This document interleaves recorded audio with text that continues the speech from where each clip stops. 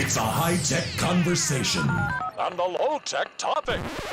Live on the World Wide Web via Zoom. Bench Talk 101. So, good evening, everybody. Welcome to Bench Talk 101. Tonight, we have Derek Jones, who's going to talk to us about the London International Woodworking Festival. So, over to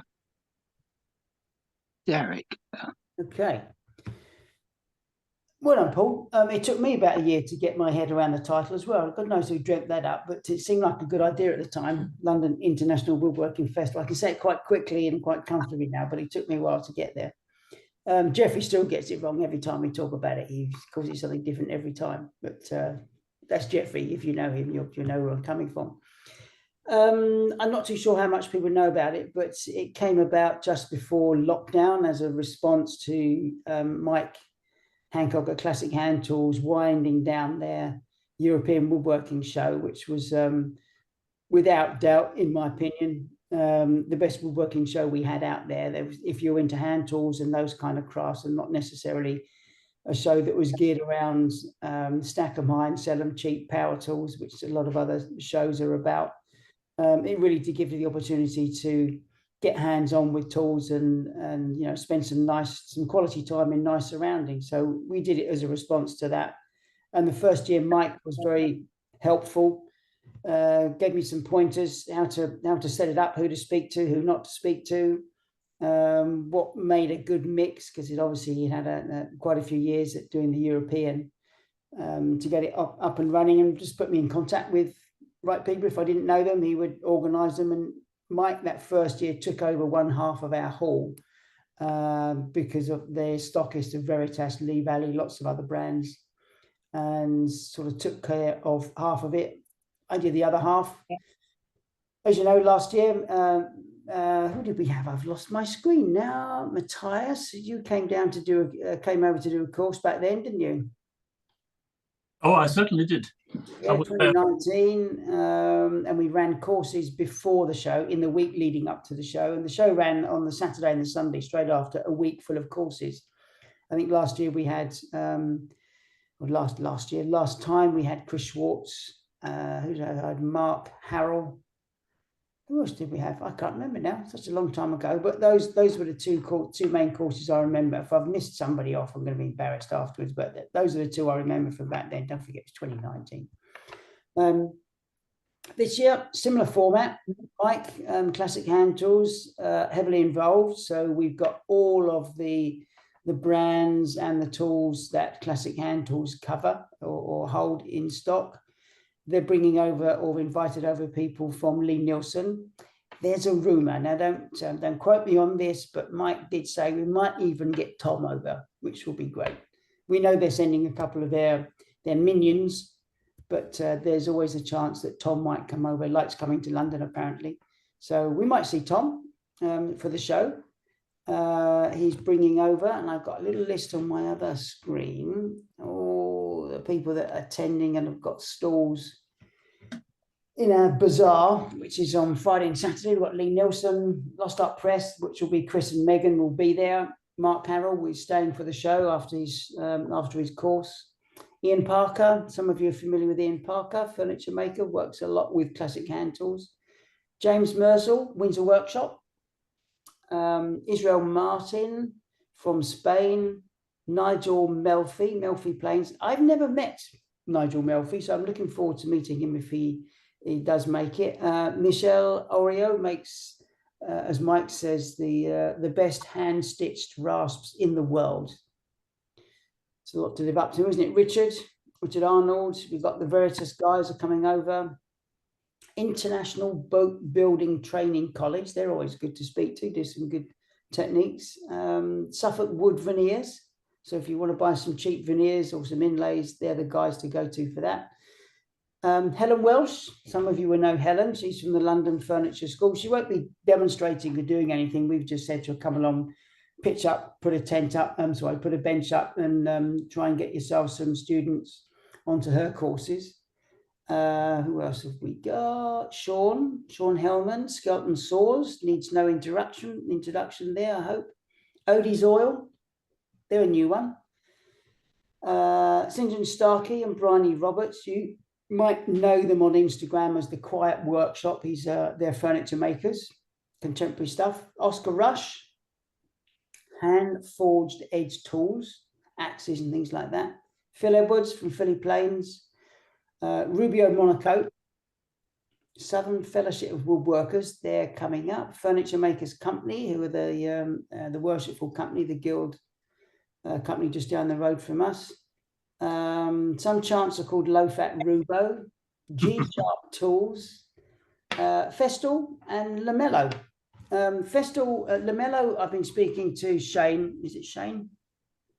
Might be, can't remember so many names on there, but I've been speaking to Lamello. He's guaranteed he's coming along. Festal, still trying to tie up the loose ends with them. If they're there, it'll be great. If they're not, it won't be the end of the world. There's plenty going on in that hall to keep us all occupied for a couple of days, I'm sure. So that's who's coming to the show. Mike did point out to me that there were some indiscrepancies on the website with regards to timing and dates. When we first spoke about it, we thought we'd just do the one day, because last time in 2019 we did the Saturday and the Sunday.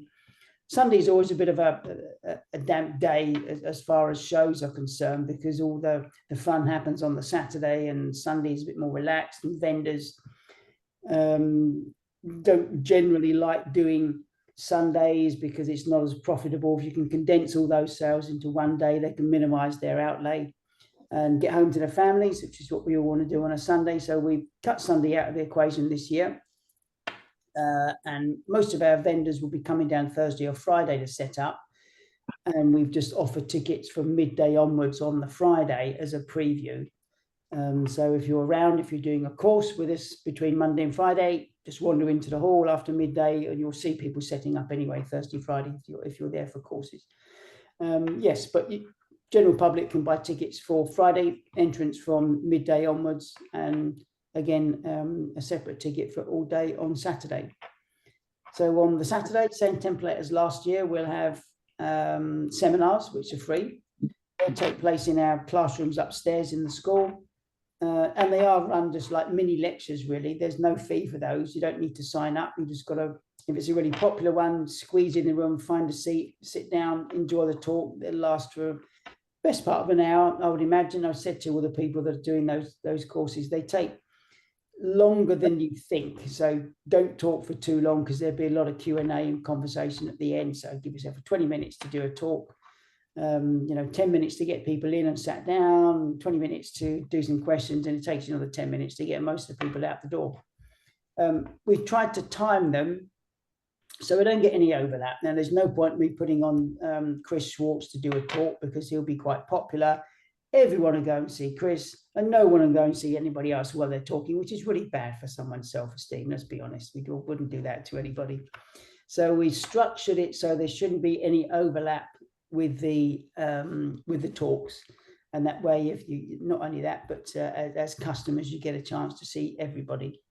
And also, what we don't want to do is to be taking everybody out of the main selling area or the bazaar, just to disappear upstairs, and then suddenly we've got an empty hall with a lot of vendors sitting around twiddling their thumbs. Well, where is everybody? So we've tried to make it work for everybody, and that's the general format for the Friday and the Saturday. Any questions so far? Yes. Good. On that particular subject that you just mentioned, the not having any overlap, at least the published schedule on the website has you and Megan doing your presentations simultaneously.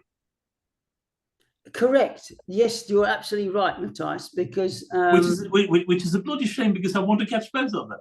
Oh, you and I can chat anytime. I'll be in the hall. You can talk to me, but I kind of thought if there's going to be any overlap, it will be for me. My ego's bruised enough as it is. I'm pretty thick-skinned. I don't care if anybody turns up. I've been there before. I've got plenty of opportunities to talk to people, and I'll see you all down in the hall anyway. But I was, it's important I did it, because as I'm sure some of you are aware, I did a book last year and I didn't get to America to promote it. And I kind of feel obliged, having signed up for the project a few years ago, that I owe it to my publishers, Lost Art Press, to do everything I can to sort of drive a bit of traffic that way. Next year will be slightly different. Hopefully I'll be back in the States doing courses and promoting, but really had to take a back seat this year and sort of say no to any engagements outside of the UK. So yeah, I think that's the only overlap in actual fact on the schedule. Well spotted, Matthias. Derek, any chance you'll be signing copies of your book? You have a stall. Signing copies, yes. I'll be bringing both copies, and I will be. Yes, I will. I'll have some. I know Classic have still got some inventory. I don't know what they're holding at the moment, but yes, there will be something to sign. pass on. Yeah. Sure, I need one. Thanks. I'm doing a course. I'm with you for the week anyway. So. Who's that? Who's talking now? It's Phil. Yes, Phil, Phil. Yes, Phil. We've got Matthias, we've got Phil. We've got Rick. Where's Rick? I saw him on there a minute ago. There he is. Yeah, Rick's coming over. Who else have we got that Sean's on. Sean? No? Yeah. I'm going to be in Chris's class for the week. Are you? Okay, fantastic. Yeah. I think there are quite a few planning on coming on Saturday for the show. I know Shrenik's going to be there. Yeah. Scott, I think you're coming down, aren't you? Mm-hmm. Where's Scott? Probably mute. But he's waving furiously. Okay. Waving his hands about.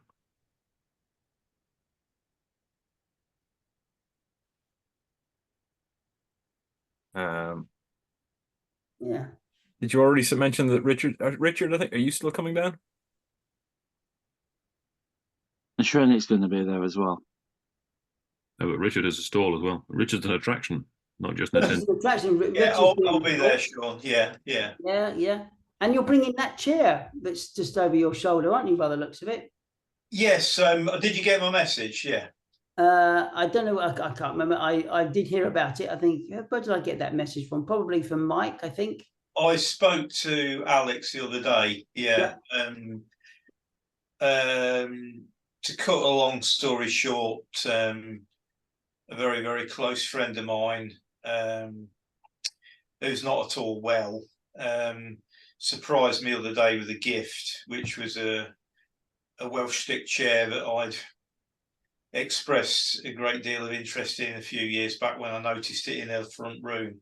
And it's actually an original by John Brown. So I'll bring that along so the Welsh stick chair people can have a good look at it. So yeah. No, that'll get a lot of interest, a lot of love. I mean, we've got Windsor Workshop there. Obviously, Chris will be there, and lots of other fans of those style of chairs. So I'm sure you get a lot of love in your corner for that. You might want to put the planes away. That's going to be the centre of attention, isn't it? Well, I'll just give it to Chris and he can play with it. Yeah. And actual fact, as far as our speakers are concerned, I need to nail things down with Yannick. If you're familiar with Yannick, he's probably one of the world's leading experts on 18th century French marquetry and French furniture. Yeah. Yannick is incredibly busy. If you follow him on Instagram, he spends a lot of time in the States, and he goes all over the place as a consultant looking after large collections of furniture. It's difficult to pin him down so far in advance. I'll probably touch base him again this week and see if we can get closer to shaking hands and getting him down so I can put him on the website. But for now, we're about halfway there. He's fairly comfortable. He can do it, but we've got to sort of dot the I's and cross the T's on that one. But as far as everyone else is concerned, yeah, everyone's signed up. We're good to go. Yeah.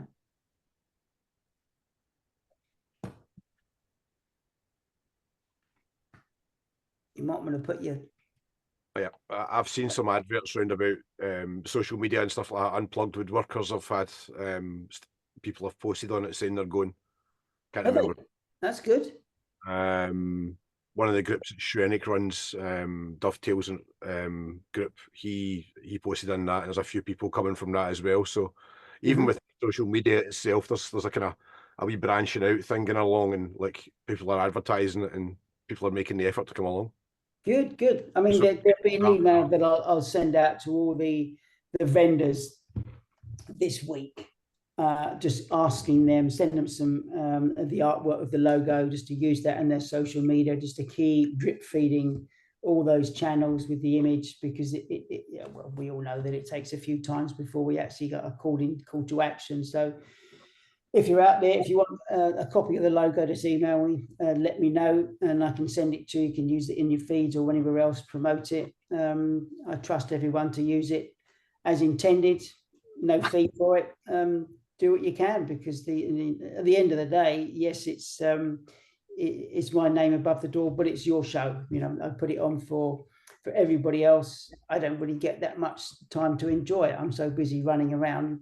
And so this time I've actually decided to have a stand and a stall, and try and spend a bit of time in there, you know, chatting and doing bits and pieces. But yeah, just, you know, knock yourselves out, come and enjoy it, spend as much time as you can there, and spread the word. Yeah. Now there is one other thing that Jeffrey and I are organising. Some of you may be aware of it. That's on the Friday evening. We're having a dinner with a charity auction partway through, after the wine is served. We're not silly. And we're looking to accommodate around about 100 people. If you've been to the college, we've got that very large teaching space on the first floor that overlooks the Royal Docks. And then immediately behind the Royal Docks, we've got London City Airport runway. It's a great view if you're a plane spotter. There's nothing going on in the Royal Docks these days, apart from the odd rower first thing in the morning, or me running up and down in my tracksuit. But yeah, so we're putting on a charity dinner upstairs, around about 100 people. So far, it's looking at about £60 a head, 3-course meal, including wine. We've got a guest speaker partway through the evening, and then a charity auction at the end of it. Guest speaker, I've got a few people in mind. We kind of hit upon this idea a couple of days ago. Not too sure who it will be yet. As soon as I know, you'll know.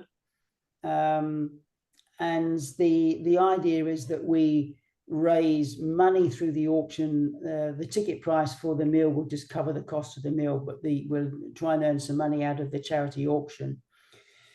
And the money will go to the Worshipful Company of Furniture Makers, which, as I mentioned before, is our furniture guild.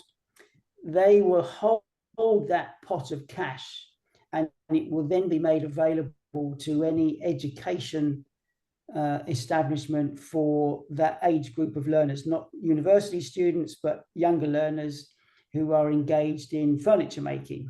Or most of them will be product design with a lean towards furniture.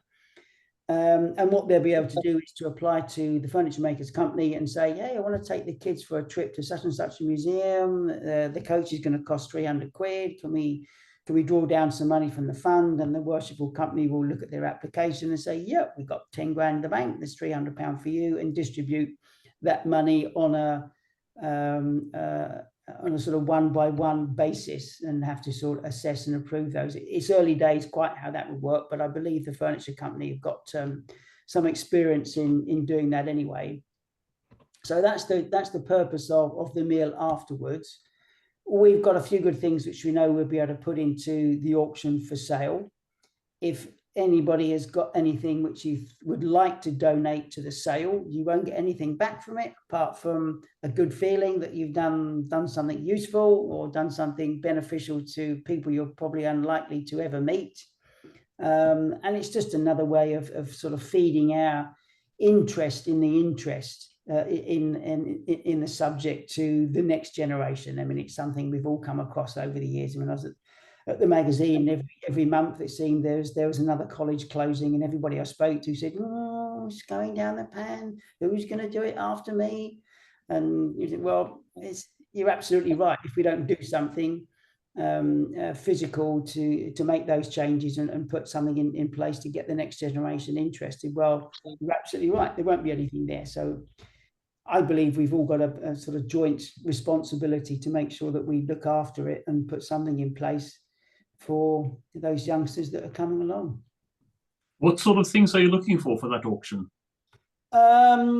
What sort of things are you looking for? I shall probably put in at least one cricket table, as you can imagine. I've got my house. You can't move in my house with cricket tables. There's one behind me, and there's a couple downstairs, and there's even more in the loft. We can't move for the blooming things. So I will put a special one of those in. I would imagine Jeffrey will probably throw in a couple of planes. We've got at least one very, very special bad axe saw, which if you've been following posts and you're aware of the saw that we're making on Mark Harrell's course, there'll be one of those up for grabs. That's where we're at now. We might get some other tools from elsewhere. I'm sure Classic Hand Tools might put something in the pot, Axminster possibly, who knows. We're just waiting for those donations of tools and equipment to come in. It doesn't have to be tools and equipment. It could be anything else. It could be 4 weeks in one of your holiday homes. I don't know what you've got tucked away. I could possibly donate something. Well, there you are. Yes, yeah. As long as I think, as long as we've got something tangible on the evening to sort of hold up and say, whether it's a certificate or a picture or the real thing, will be great. It wouldn't be very big, but it's obviously something I make. So yeah. Perfect. People who know me know fine well I've been making dovetail markers. So okay, yeah, perfect. Yeah. But if you're talking tools, are you talking about things with a certain cachet, things with a certain,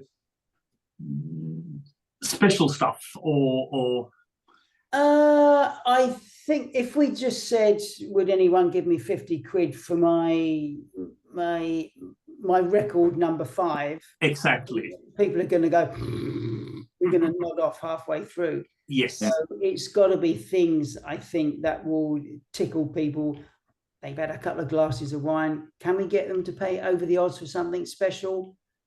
If the wine is in sufficient quantity and quality, I think we probably stand a better chance than if we got a lower spec things. Yeah. No, that was what I was aiming at.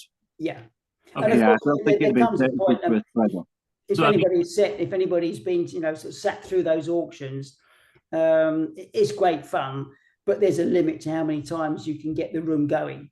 Yes. And I'd say maximum 10 items. Any more than that, and people are thinking, Jesus Christ, how much longer is this going on for? And it's got to be short and sharp, squeeze you for as much money as we can, and then exit, and everybody feels great. Yeah. It's a movement. If I remember rightly, Matthias, you won a Bill Carter plane the last time. Yes, I bought a little Billy for the facile sum of £495. That's right. Jeffrey tried to make me bid against myself to go to 500, and I put my foot down and said no. If anyone else wants to bid against me, that's fine, but I'm not going to do it. I'm not going to put on 2 hats this night. I've already paid way too much for this plane. I still have it. I love it. It's a beautiful plane. I don't regret it for a bit. And the money went to a very, very suitable course and also. So no complaints. But and I think pieces like that, they almost take on a provenance. Provenance is everything. And we have stories behind that tool. So if you were to relinquish custodianship of that little plane, you can say, this is the plane I bought at an auction, and a little bit of story behind it. Who else wants to continue the story of that plane? And you may find that these things sort of change hands several times in our lifetime. Yeah. And because at the end of the day, good quality tools, we never own them outright. We're just custodians because they get passed on to somebody else. Yeah. Has anyone talked to Bill and Sarah to come? There is a rumour they may come down. He enjoys driving the Porsche so much. I think we might get him there. Nice. Nice. Nice to see. With Shane, I had to convince him that he wouldn't need a passport to come into London because he was coming down from quite a way up. It's coming from God's own country. I don't know where that is. It's up there, isn't it? Scarborough, is it not? It's way up. Yeah. Yep, in good old Yorkshire. Yeah. I might have missed it, Derek, but tickets for the charity auction, they're not up on the website or anything yet, are they? They're not yet. No, tickets. It'll only be available for people going to the dinner. But I'm kind of guessing, in actual fact, if we there's no reason why we couldn't operate like an ordinary auction, and maybe have telephone bids. That could be quite good fun. You know, I don't know who's going to run the auction, but it could be, you know, once in a room, twice in a room, get someone on the phone. We can have some fun with it. Do something like that. Maybe even get a proper auctioneer to do it.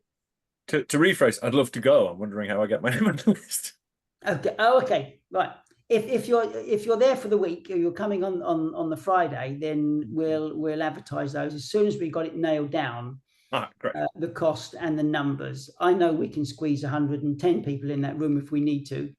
And caterers are coming back to us who want to fix the price at, you know, a reasonable amount. 60 quid sounds like a lot, but you know what it's like when you come to London. If you want to go out and have 3 courses and a couple of glasses of wine, you're up to 60 quid anyway. This way, you can just pack your tools up. There's no dress code, so we can wear what you were wearing in the shop. Straight upstairs, have a dinner with all woodworkers. We kind of know what it's all about. So the pressures of it, you don't have to dress up or anything. Sounds great. Although there might be a slight charge if you haven't got a tie. I don't know. There's lots of different ways we can squeeze a fiver out of you. Fines. Will one be able to include one's spouse? One will, of course, you will.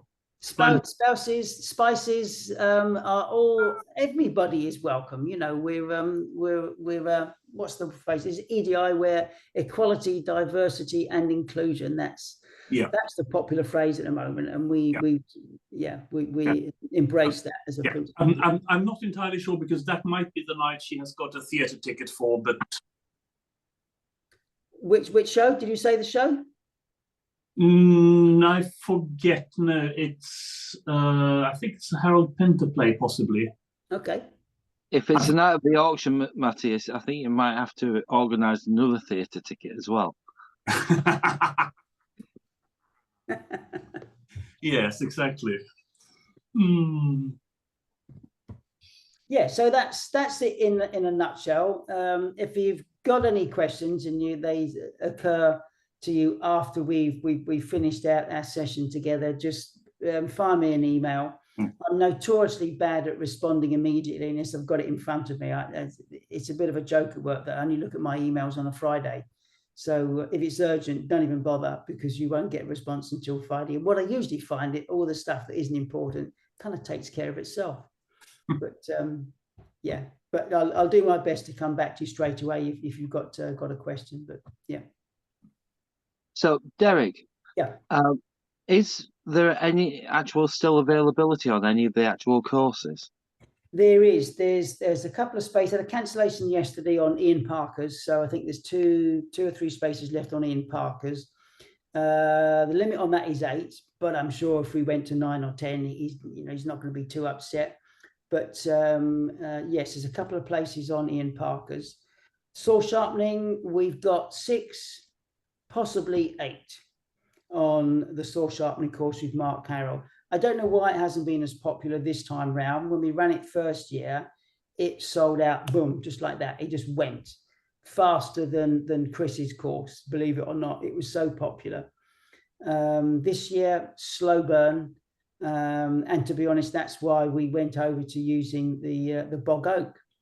I thought, how can we make this more interesting? We're not attracting that much interest in the saw sharpening. And it's a fantastic course. I've worked with Mark for quite a few years, and I've witnessed him teaching from a distance, and I've also been part of his courses over in Wisconsin. Went over there a couple of years ago to help him run a course, and he's an absolute master at delivering instruction, which is exactly what you would expect for someone with a career in the military.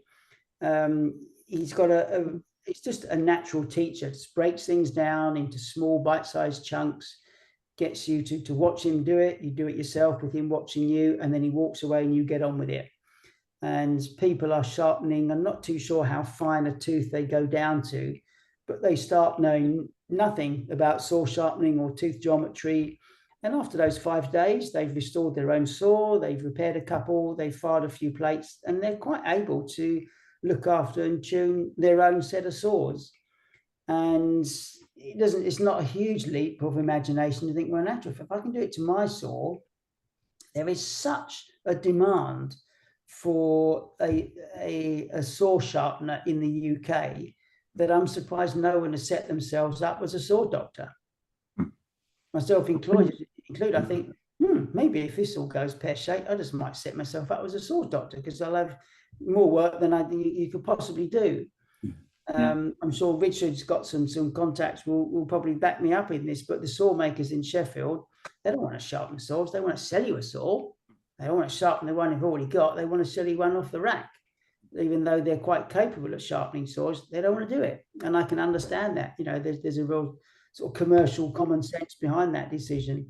So all the people that are able to sharpen saws by hand to joint really well, you won't get them to pick up a file on your saw unless you've got a gun to the head, I'm sure. I think Matthias actually did Mark Harrell's course. I did, yes, and I second everything Derek just said. It was it was a hoot for starters. I mean, it was very agreeable. We had an excellent time in the classroom all of those 5 days, and outside the classroom as well. So from that point of view, it was already worth the money. And then you got 5 days, and yes, it's quite intensive, and you learn a lot, but you also realize both that it's not as difficult as you first think it might be, but you also understand the things that you understand which muscle memories it is you need to work on to become proficient at it. But it gives you a lot of confidence, and on top of that, I mean, basically a third of the entrance fee or the class fee is actually a saw, because you walk away with a saw that is Mark has helped you to file to bad axe standards. Which for the rest you assemble yourself, you set it yourself, you jointed it yourself, you filed it yourself, and you get a very good saw. So no, very much heartily recommended. When Tone looked at all the feedback, because everyone that does the course with us, we asked them for feedback. How did you find the course? How did you find your accommodation? Was the school just, you know, the standard sort of things, just to do some research and see how people enjoyed their time, so we can adjust things and make it better next time. And the only negative comment, I think, for the whole week of courses in 2019 was they wished they'd had more one-on-one contact time with Mark. That was the only thing that we could find. Everybody else had a great time, happy with all the, you know, every other aspect of the week. So when we confronted Mark with that, and he said, yeah, that's quite right. And I think we probably went a little bit too far with some of the theory side of it. And maybe it was a struggle for more than half of the class to go down to the fine-tooth TPI that they were working to. So this time what he's done is swap to the Bad Axe new joiner saw. Can't remember what the TPI is on that, but it's larger than what you were doing last time. I think you did I think it's a carcass saw 14 with the 14 PPI carcass saw, and the number 9 I think is 11 PPI. Right. Okay. So 10 TPI. Yeah, so we've dropped that a little bit. Teeth are bigger. People will hit the spot first time, second time without too much difficulty. And I think Mark suggested people will find that easier. That way, if they're not struggling as much, I'll have a lot more time on my hands to go around and speak to everybody individually. Plus, it's a very nice and sexy saw. Oh, that's the number 9, isn't it? That's the number 9. Yeah. That's number 9. People signing on the course can still do the number 9 if you want to, or you can do the joiner saw. If you do the joiner saw, you get to make it, or we will supply you with a bog oak handle. Right. That's the kicker. Okay, that's the interesting bit. The bog oak, I managed to source from Hamish at Adamson and Lowe. Long story, I'll try and condense it for you. I regularly buy bog oak off of Hamish at Adamson and Lowe for various projects. And I swung by there on my way back from somewhere and said, I've got a project in mind. Want to make some saw handles. Hamish isn't phased by anything. He said, yeah, I can do that. What are the sizes? Gave him the sizes and he said, yeah, okay, might be able to do something. He gave me a few days. So I went back after a couple of days and he showed me some boards and he said, I could let you have these, but they come with a condition. They were gifted to Hamish, or they were allowed to take these boards for drying and repurposing, providing we keep a record of everything that is made out of that log, because the tree or the log was found in a farmer's field 50, 60 years ago. And the farmer dug it up and thought, this is interesting. What shall I do with it? It must be special. Didn't know what to do with it. At that time, nobody had the capability of drying it sufficiently well enough and protecting it. So we just dug a hole at the edge of the field and buried it. 50 years later, he's passed on, his family, descendants, and said, didn't Dad found one of those bog oak logs? He buried it in the farm somewhere. So they went traipsing around the fenlands trying to find out where Dad buried this log. And it was in the side of the field, and they re-excavated this log and thought, wouldn't it be nice to do something with this special log? And it is and it has turned out some amazing quality bog oak with that lovely golden sort of straw effect down the middle, which you only ever really get that in the heart of the boards, fading away to that jet black towards the edge. Beautiful timber, lovely grain on it, perfect for saw handles. So that's what we got, and we're allowed to use it, providing that we keep a record of it. And let's be honest, that's not a big deal. So we said, yeah, we'll have it. And took a little while to get the sampling right. I had to send a small section over to Mark so his machinist could cut the first handles, do a test. At that point, they said at this width and the size of the boards that we gave them, it was unlikely we would get the yield for an entire class of number 9 handles, because the handles on that number 9 are quite large. So we said, well, in that case, we will do it for the joiner's saws. And that's how that conversation came about with Mark. And I'm glad you said that, because I was thinking about swapping. So it was, everything sort of fell into place at the right time. The size of those billets, the quality of wood. I've worked with a lot of bog oak over the years, and this is some of the best I've ever seen. It's fantastic. So much so that I'm doing the course. Oh, you are? Yeah. And when I said I was doing the course, Jeffrey said, can I do the course? So me and Jeffrey are doing the saw sharpening course, unless of course we sell out, in which case you'll bump us off the list and we'll have to wait till next time. There we go. And how would people find it? Where would you actually go to find out what courses are available and to actually sign up? Straight on the website. Do you want me to put it in the chat? If you could, but if you could also read it out, because obviously this is going to be published to YouTube. Okay, you can just go straight to londoniwf.co.uk. Thank you very much. londoniwf.co.uk. From there, you can navigate to tickets for the Friday and Saturday shows, all the courses, directions, everything you need to know is all on the website. That's wonderful. Thank you. You mentioned next time. Do you plan this to be a yearly thing, or when do you expect the next time to be, for those of us who couldn't make this one?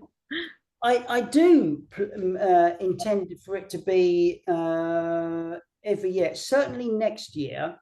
And again, I had this conversation with Mike yesterday. So what are you doing next year? Because he needs to make plans and everybody needs to make plans. And my initial response was yes, because I want to see if we've got the infrastructure in place. We spent a lot of time on the website. I've got a day job and this is a side hustle. And I want to make sure that it doesn't take too much time for me to operate it and run it as a one-man band. And if we've got everything absolutely right, and it is just a case of lighting the blue touch paper next year, will it run itself?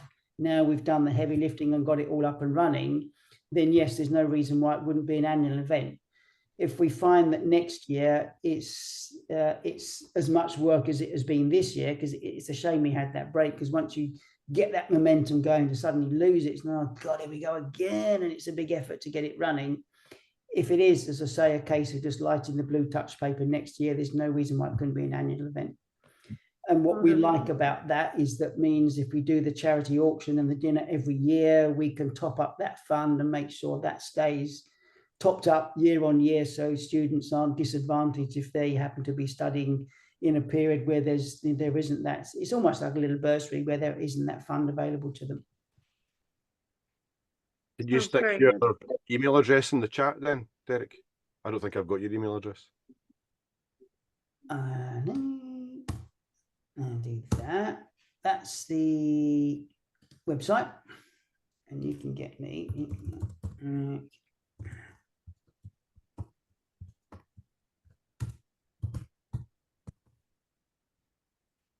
Need to be low-fat-ruger.co.uk. There we are. There's your address for the website, and that's my email. Thank you. Okay. I'm interested in the dinner as well. So whenever the tickets are available for that, if I'm down anyway, there's no reason why I shouldn't be at the auction. Okay, marvelous. Okay. 100%. What I can do is I can start taking names now. So do drop me that straight away if you're interested, and I'll set up a spreadsheet before we get too excited, because I know if the Worshipful Company get involved, we'll have people, some corporates, we'll have people from outside our parish, so to speak, not just hand tool woodworkers on Bench Talk, but there will be some people that we probably don't normally rub shoulders with, which is nice to get some new blood. Excellent. Yep. Derek, I've still got 3 Oliver Sparks Makers scribes left from what we've been selling off. I can donate one of those to the auction if you want. Beautiful. Fantastic. Thank you, Richard. So that leaves 2. There's only 2 more now. So okay. So getting rarer by the minute. Yeah, yeah. How many did you make in the end? You know, I know I bought one at the last show. Well, what happened was I was talking to Ollie a month or 2 back, and he had a box full of them left over, one of the last things he made. And he said, oh, do you want to sell these off for Macmillan, basically? So lots of people on Bench Talk, and just thank everybody, actually. We've raised, up to now, we're on £880, I think. Oh, that's fabulous. Yeah. But there is only 2 more left after this one, but I'll put one in the auction. Okay, marvelous. I'll donate that. Thanks, Richard. Appreciate that. Thank you. How much are you selling them for, Richard? Ollie suggested £40. £40? I think I paid a bit more than that for mine.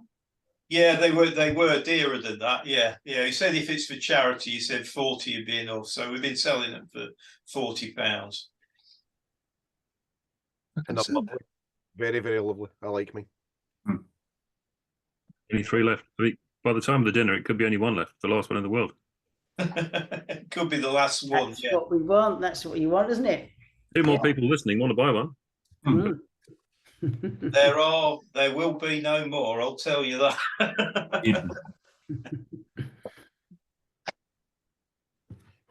Excellent. Yes, I'll pick mine up as we agreed, Richard. Yes, I've got yours put to one side. Yeah, excellent. I haven't forgotten Matthias. Splendid. No, I didn't think you had. Yeah, I just wanted to make sure you knew I hadn't forgotten either. Yeah. And if I get time, Derek, I might try and make something as well. Sure. Okay. Yeah. I mean, I know it's sort of time. This element of it is we're not leaving ourselves a lot of time to put it together, as we're only about 7 weeks away, aren't we? I think 6-7 weeks away, maybe. Something like that. It's come around quickly. Yeah. I don't know whether everybody's aware of how easy it is to get there as well. It is pretty straightforward. From the tube station's what, 5 minutes walk from the college? Yeah. Yeah. It's got easier since we last ran it because we've got not the Jupiter, the Elizabeth line. That runs straight through London, east to west or west to east, whichever way you want to go. And it doesn't actually go to our college, our stop, which is Cyprus on the DLR, the Docklands Light Railway. It goes to the stop before, which is the Premier Inn. So from the Premier Inn Hotel, that stop, it literally is a 5-10 minute walk from there. So it's very easy to get there. And if you're flying in, you can fly straight into London City, and you can wave at us as you come into land, and just got the DLR around the circle, and you'll be with us in half an hour. Yeah. But if you're coming into London, the nearest mainline station would be head for Stratford, and Stratford and straight down from there. But all the directions, maps, everything is on the website. Yeah. For those of us who are doing classes, are there parking possibilities at the college? There are parking possibilities. You'll notice a few changes when you come to see us, Matthias. We've got our own entrance and exit barrier, which we never used to have before. No. But we have very, very limited parking. And that week we're working, we will be carrying out routine maintenance on the school. So there might be engineers working on various bits and pieces, and decorating going on, as you would expect when the school closes. It's our time to do some maintenance. Yeah. So we have to be mindful of how many vehicles we park at the front. So if you are driving, drop your stuff off at the back door, open those up for you straight into the workshop, as you remember. Yeah. Once you're unloaded, take your car round the block. We're supplied with a map to do that, and you can park on the university campus car park free of charge. We arrange that for you. And that's, is it gated? There's a barrier on there, there's CCTV, it's free parking, it's manned 24/7, so it's really safe, well lit. I've left my car there overnight on a few occasions. It's absolutely fine. Yeah. It's probably one of the safest places to park in the East End of London, to be perfectly honest, because it's the university campus, and it's, it is what it is. So it's more than safe to leave your vehicles there. All the vendors, we'll do exactly the same with them. Unload your stuff, spend as much time as you need to getting stuff out your van, and then go and park it somewhere safe. Yeah, excellent, because I will be driving, because that's the easiest way to be able to bring tools. Okay. And I won't be using the car while I'm in London. I mean, there's no point in that. No. But excellent. That's very good to know. Okay, well, I'll be in touch with you by email to sort out the details when time approaches. Okay. I think Sean will be the same, by the way. Sean's driving. Yep, that's fine. Yeah. We've got parking for about 150 cars down there, so we're fine. The only thing we're trying to do is to avoid people on the show days who are just coming down for that day, to avoid bringing their vehicles there. Yeah. The university has a policy, as you would expect, to discourage people from driving. In actual fact, to get our parking permits on the UEL land, we have to fill out a form and explain why are you bringing your car into London. The mayor doesn't want us driving cars in London, so you have to say, well, it would take me 4 days to get there by transport, public transport. So yeah.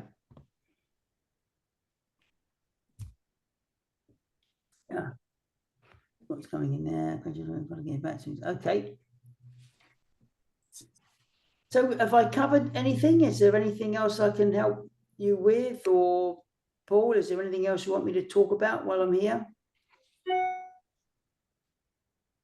I think you've more or less covered most eventualities. Yeah. And like you say, if people want further information, it's available on the website. Yeah, absolutely. Yeah. And I would say, if you do want to use the logo on your social media to put out a post to let people know you're coming, or just to advertise it, then I'd be very grateful for that. And just let me know, and I can send you that as a PDF or a JPEG, whatever it is, and use it at your discretion.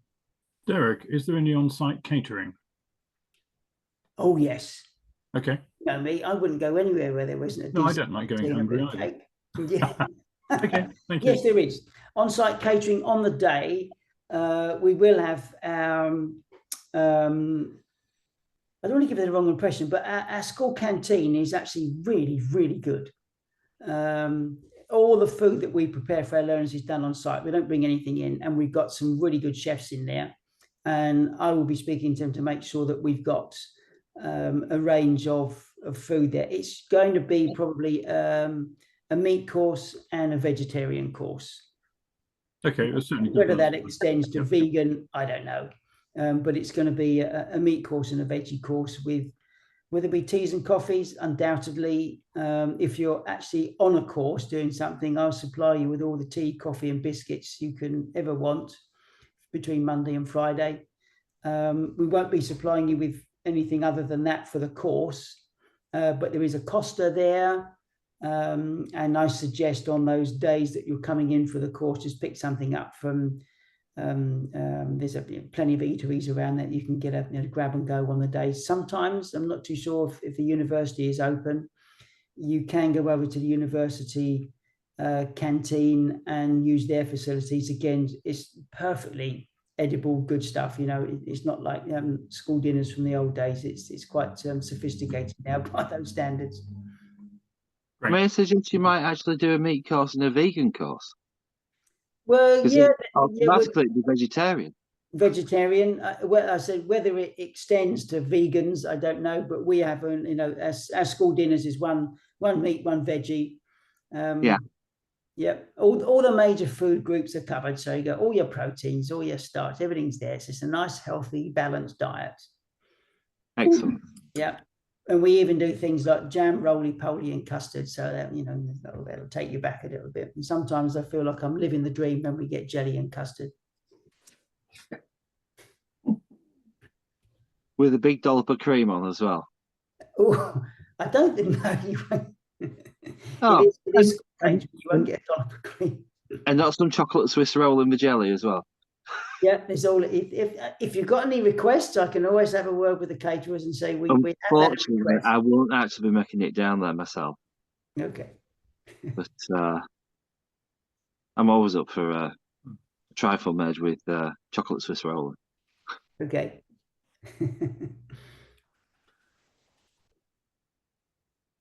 That's it. Okay, I think that looks like that concludes it. So